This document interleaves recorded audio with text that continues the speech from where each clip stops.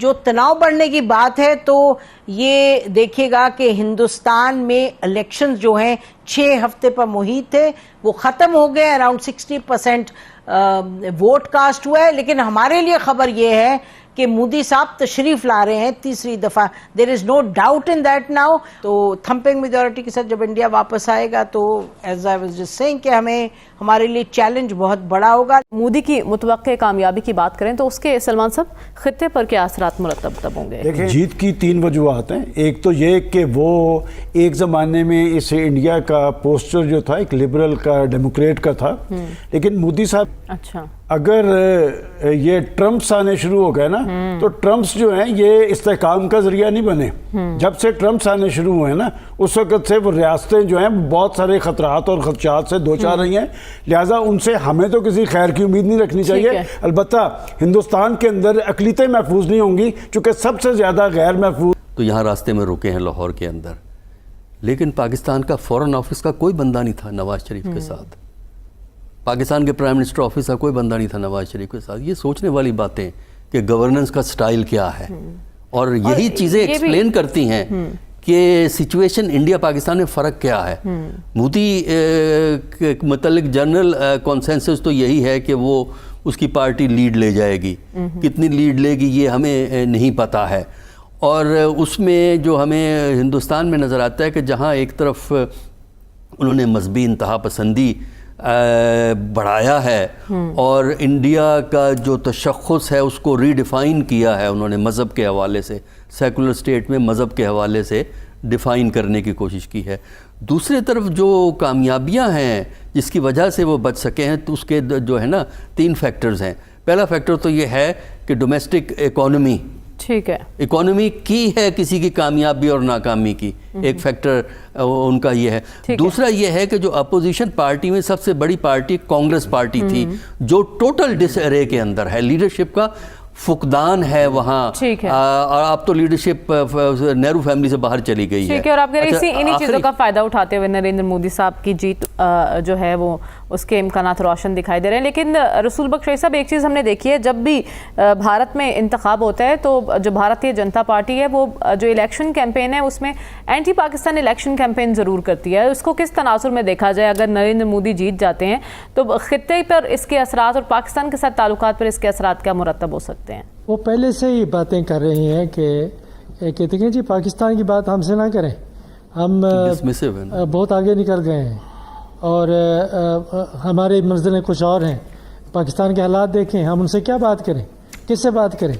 وہ تو پہلے سے ہی بہت رعونت کا شکار ہیں اور بہت ہی زیادہ ان کی گردنیں اکڑی ہوئی ہیں پاکستان کے حوالے سے. اور جس طریقے سے کشمیر کے معاملات میں انہوں نے بالکل ریاست کی حیثیت ختم کر کے اس کے حصے بکھرے کر دیے، اور نہ بین الاقوامی اداروں کی ریزولوشنز، نہ پاکستان کے ساتھ بات چیت اور معاہدے، نہ کشمیریوں کے ساتھ جو آرٹیکل 51 تھا اس کے حوالے سے. تو یہ ساری چیزیں انہوں نے بالکل بالائے طاق رکھ کے وہ اپنی منمانی کی ہے. تو پاکستان، کشمیر اور مسلمان، یہ تینوں چیزیں جو ہے میں سمجھتا ہوں کہ تاریخی طور پر تو آپس میں ایک دوسرے کے ساتھ جڑے ہوئے ہیں، لیکن اب چونکہ یہ 3 علیحدہ اکائیاں ہیں تو اس لحاظ سے صرف پاکستان ہی رہ جاتا ہے. اور پاکستان کے ساتھ یہاں پہ خواہش تو ہمارا سیاستدان کرتا ہے کہ ہندوستان کے ساتھ تعلقات بہتر ہونے چاہیے، لیکن اکثر لوگ اور مبصرین بھی ان میں شامل ہیں، وہ یہ نہیں سمجھتے کہ ہندوستان وہ نہیں ہے جو ہندوستان ہم آج سے 30-40 سال پہلے جانتے تھے. تو میں نہیں سمجھتا کہ علاقے میں ہمارے حوالے سے کوئی اچھی خبر آئے گی، تو ظاہر ہے ہمیں اس کے لیے تیار رہنا چاہیے. ٹھیک ہے صافی صاحب، ہمیں کیا تیاری کرنی ہوگی؟ تیسری بار اگر مودی وزیر اعظم بن جاتے ہیں تو اس کو کس طرح سے لیا جائے؟ دیکھیں تیاری تو وہی ہے کہ آپ نے جو آپ کا معاشی صورتحال ہے، سیاسی صورتحال ہے، اس میں اپنے بہتری لانی ہے، اپنی عسکری قوت کو سرحدات پہ منتقل کرنا ہے، آپ نے جو ہے اس پڑوسی کے حوالے سے اپنی پالیسی کو واضح کرنا ہے.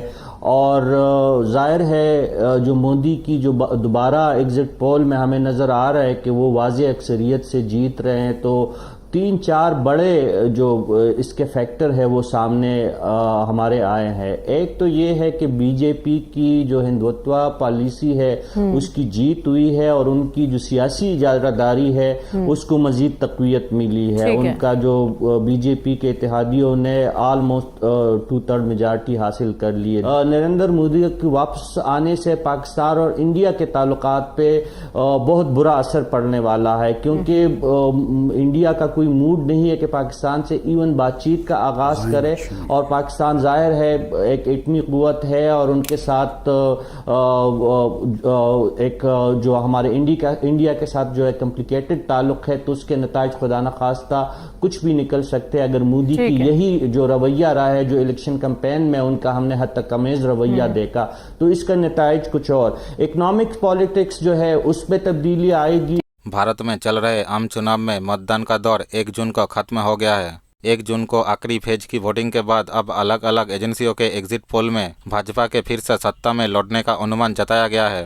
ایگزٹ پول کے مطابق نریندر مودی اسپشٹ بہومت کے ساتھ لگاتار تیسری بار سत्ता میں لوٹ سکتے ہیں. بھاجپا نیتا ایگزٹ پول میں دکھائے آنکڑوں سے خوش ہے تو کانگریس اور دوسرے اپوزیشن دلوں نے اسے سرے سے خارج کر دیا ہے.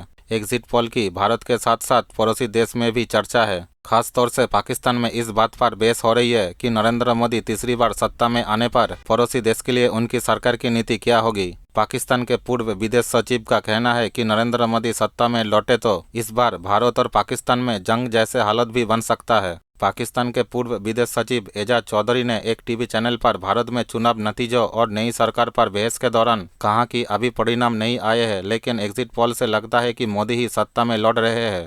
انہوں نے کہا, نریندر مودی کے کام کرنے کے طریقے کو دیکھے تو ہم یہ پاتے ہیں کہ وہ ان وعدوں اور دعووں پر بھی آگے بڑھتے ہیں جن کو جنرلی پاپولسٹ کہہ کر خارج کر دیا جاتا ہے. اس بار وہ سرکار میں آئے تو 2 چیزیں خاص طور سے ہوں گی, ایک بھارت کا ہندو راشٹر بنانا اور دوسرا پاکستان سے ٹکراو.